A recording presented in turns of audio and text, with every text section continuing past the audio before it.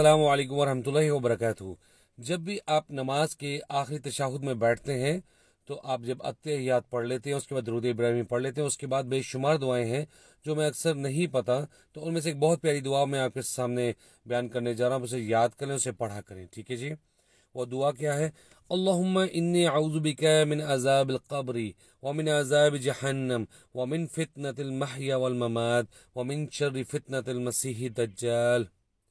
اے اللہ، بلا شبہ میں عذاب قبر سے اور عذاب جہنم سے اور زندگی اور موت کے فتنے سے اور مسیح دجال کے فتنے کے شر سے تیری پناہ میں آتا ہوں۔ جی ناظرین، آپ نے دیکھا بہت ہی پیاری دعا ہے، دجال کے فتنے سے بھی بچنے کی اس میں آپ دعا کر رہے ہیں۔ تو اللہ تعالیٰ اسے پڑھنے کی توفیق عطا فرمائے، دوسروں تک بھی اسے شیئر کریں، آپ ڈویٹ کریں، اسٹیچ کریں، جو آپ کا دل کرتا آپ کریں، صدقہ جاریہ ہے۔ السلام علیکم ورحمۃ اللہ وبرکاتہ۔